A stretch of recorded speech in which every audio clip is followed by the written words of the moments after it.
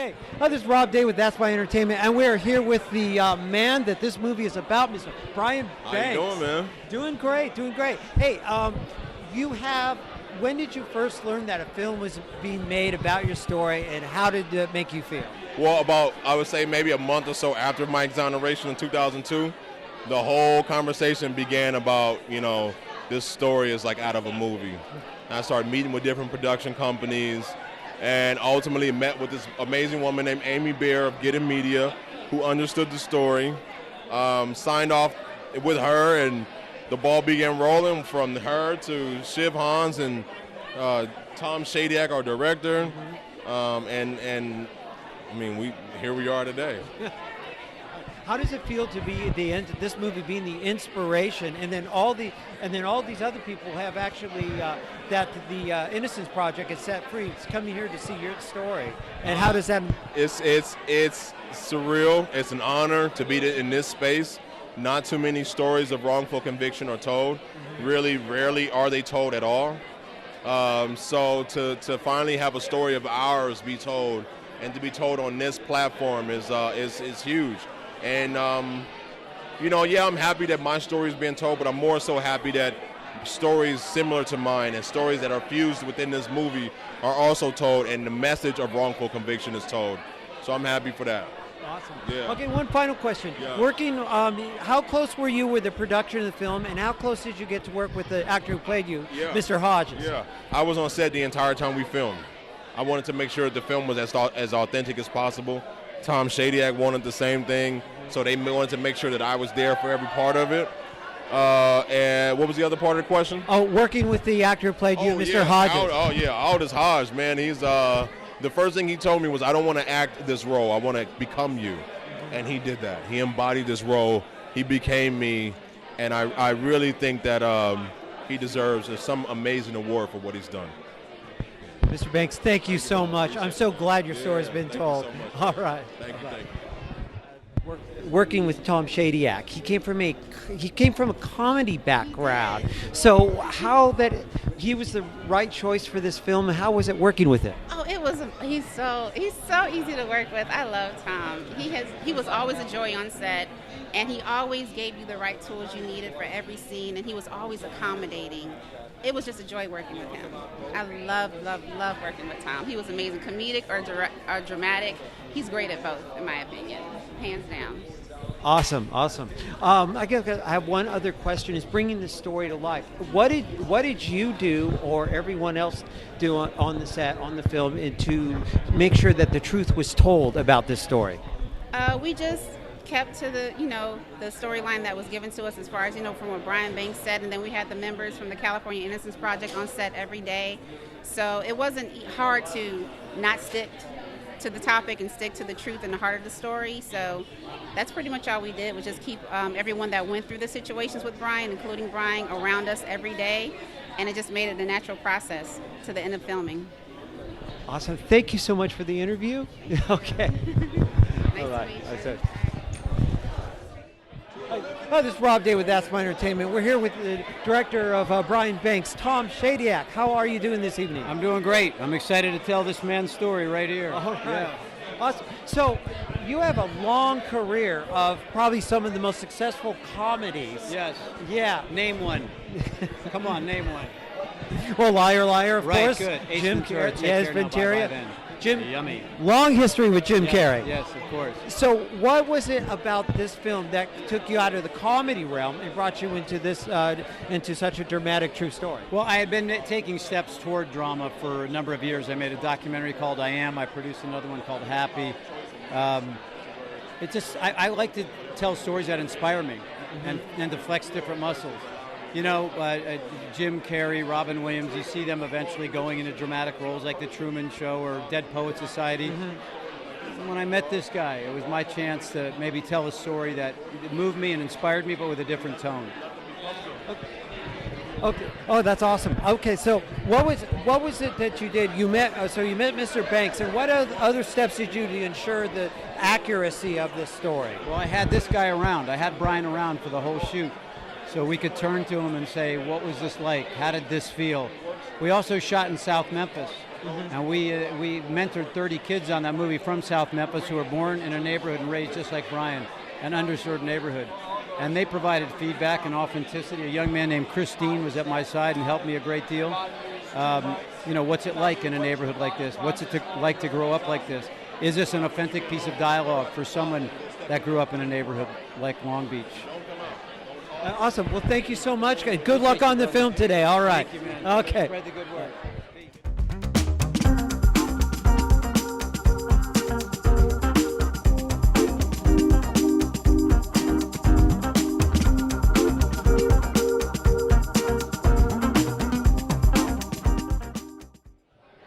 Hello, this is Rob Day with That's My Entertainment. We're here with Doug Atchison, the writer of Brian Banks. How are you this afternoon? Are you looking forward to seeing film this evening? Absolutely. I'm really happy to be here in San Diego. I came down here during the writing process to spend time at the California Innocence Project to see what they do. So it's great to be back here.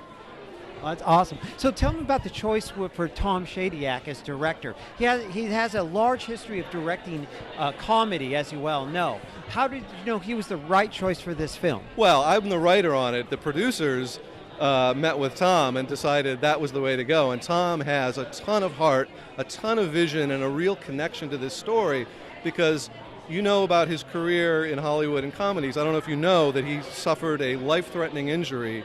He was out of the business for a while.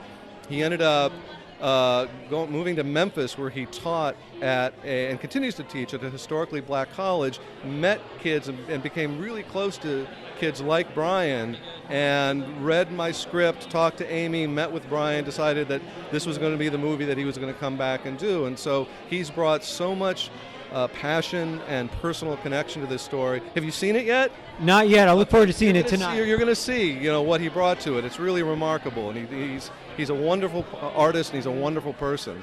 Okay, awesome. So what did you do on your end to ensure that the script was complete? Did you speak with Brian Banks and everything you did to make the script to perfection? I spoke to him extensively. I got to know him. He's a friend. I spent after we got to know each other and we established trust, he'd watched a movie that I had made when he was in prison, and that kind of connected us. I went to New York, where he was working for the NFL. I shot about 12 hours of video footage with him where he told his complete story. My job was to listen and feel the things he was telling me so that hopefully the audience would feel those things as I figured out a way to take this very long story and organize it in a fashion that would work for a film. And it all started with Brian. With his case file, with my conversations with Justin, and then just finding what those emotional moments were that would best convey to the audience what Brian had gone through, so that when they watch the film and we talk about all of the people who are incarcerated right now, 2 million people, many of whom are innocent because they had to take plea bargains just so they wouldn't spend the rest of their lives in jail like Brian had to do, that these are real people. This could be your brother, it could be your father, it could be you. Right? And so hopefully they'll look at Brian and identify with somebody who they really feel what he was going through. That was my job, to listen and to feel and to try to make you feel those things. Well, I'm sure seeing this film, you've probably done that very much. So thank you for the interview so much. Thank you very much. All right. Okay. Enjoy that. Happy to be here. No, this is a great night for Brian Banks and for the movie and for the California Innocence Project, which Justin started years ago, and I had the honor of playing him in this movie, so it's great fun. How were you first approached about the film? When did you first hear about it, and when did you decide to take on the role of playing Mr. Brooks? Yeah, Tom Shadyac, who I've always admired as a Liar Liar, did a lot of great Jim Carrey movies, a lot of comedies, wanted to sit down with me and talk to me about a movie, and I was like, well, this'll be a gas. And we sat down, and he started walking me through this, and I was like, this doesn't sound very funny. And he said, no, it's not. It's a different kind of story. And I read the script and was, as anybody would be, deeply affected by it. And then obviously, hearing Tom's incredible passion and detail for what story he wanted to tell was incredibly inspiring. I mean, I felt like he was the only man for this job, and he introduced me to Justin. I came down and hung with Justin a little bit. Got to see the work that they do at the California Innocence Project firsthand. We've exonerated over 30 people, some who have been in jail for 30 years. Not on just little technicalities, people. This is people who have, who literally were not guilty, and it's just incredible. Brian Banks was an unusual story for him because he was out of jail, and yet, in a way, he made the case that he still was in prison. He couldn't play football, which is all he wanted to do. He's wearing an ankle bracelet, registered as a sex offender, so he couldn't go near a field. And Justin and their organization was able to overturn the case and give him, help give him a shot back at playing in the NFL, which he did. Well, awesome. So, Mr. I have a question for you. How did you know that Mr. Kinnear here was the best person to play you? It's interesting because I never knew him personally because I've been busy working on criminal cases and we're 100 and some miles from Hollywood. So it's funny how you sort of feel like you know someone through their work, and I've certainly followed his work for the past 30 years, and he just felt right to me. They talked about a lot of names of a lot of different actors, and I was thrilled when his name was on the table because it just felt right. And it ended up, that instinct was correct. He does an amazing job. It's almost surreal how good a job he does for me. That's great. I definitely see that. Now, I also have another question about working with Tom Shadyac. Both yourself and Tom Shadyac mostly come from comedy backgrounds. Yourself going all the way back to Talk Soup. So, It's true. how to work together to bring such a great dramatic story, and how was the adjustments made? What was it working with Tom Shadyac?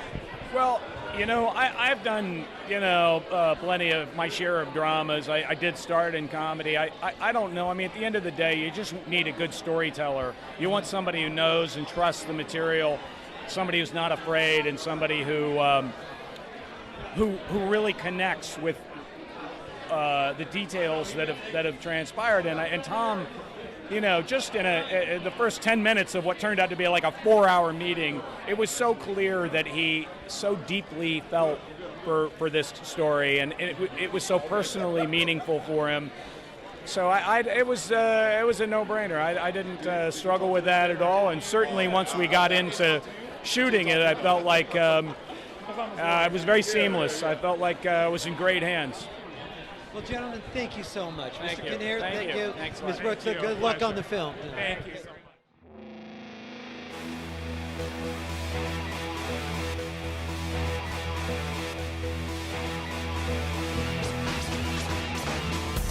That's my entertainment. What's yours? Herman, tell us your story and why this film is so important to you. Well, first of all, I'm an exoneree. I was wrongly convicted out of the city of Riverside. I served 12 years of a 47-year and 8-month prison sentence. It was post-conviction DNA testing that got me out with the assistance of the Innocence Project, Barry Scheck, Peter Neufeld, and what have you. I've come out here to support a dear friend of mine, Brian Banks and what have you, as this story unfolded. I had been out longer than he had been, and I was in law school at the time. And so when all of this had unfolded, I watched it develop along with to where it's to this point now. So now that he's here with a movie, I got to come out and support him and what have you. Yes. Okay. Have you gotten to see any portion of the film, or anything, any of the film, or is this, you're seeing it tonight? This is going to be the first time I see the film. I'm looking forward to it. I'm very excited about it. I can anticipate what's to come based on the commercial and what have you, the advertisement of the film. I'm excited for my friend Brian as well. I'm especially excited about the fact that the truth is coming out and people are being educated on the concept of wrongful convictions and what causes wrongful convictions. Well, the truth is very important, and congratulations, and hope you enjoy the film. Oh, yes. All right. Yes. My name's Uriah Courtney. I'm an exoneree from San Diego, California. Okay, but tell me your story. What did you go through, and So my case is a case based on mistaken identity. A 16-year-old girl was walking down the street in broad daylight. It's approximately 11 a.m. She was attacked from behind and sexually assaulted. Before the attack was committed, the girl claimed to have seen a white pickup truck in the area, a man staring at her from the truck, and she thought that he looked suspect, and so she gave a description of the vehicle. A short time later, they found a white pickup truck parked in my coworker's driveway, and the pickup truck belonged to my stepfather. It was a company vehicle, and they basically built a case off of mistaken identity and the truck that the girl claimed to have seen and a man staring at her from it.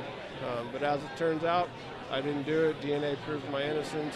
I claimed my innocence the whole time. My stepfather and my coworker went to trial with me and told the jury that I was at work the day and time the crime was committed, which I was. And as it turns out, they were the only ones telling the truth.